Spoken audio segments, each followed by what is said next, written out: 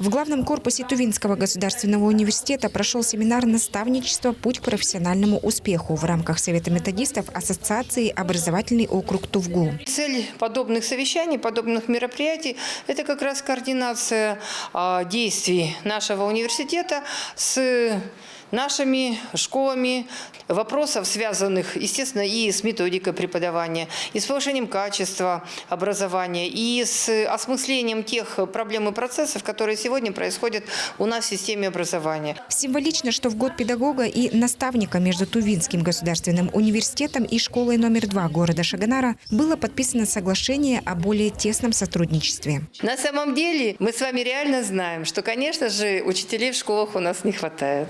И поэтому, тем более, что в последние годы под это подведена и законодательная база, мы уже со 2-3 курса имеем право, по согласованию с директорами школ переводить студентов на индивидуальный формат обучения, и они уже могут преподавать в школах. Данная практика осуществлялась еще со времен COVID-19. В то недалекое время учителя были вынуждены брать больничный по состоянию здоровья, что, естественно, сказывалось на системе образования. Именно данная работа и дала положительный результат на обучение самих студентов и их практической деятельности в общеобразовательном учреждении.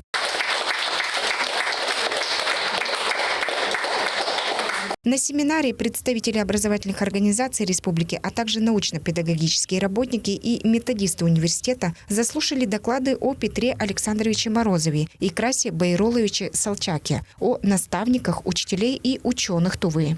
Красе Байроловиче Салчак – основоположники этнопедагогики в нашей республике. Он один из первых исследовал традиционную педагогическую культуру тувинского народа, и его труд является очень значимым для науки и для практики. Напомним, что 2023 год в России объявлен годом педагога и наставника с целью признания особого статуса представителей этой профессии. Алтын Казбуян, Шолбан Монгош, Азамат Учур, Тува 24.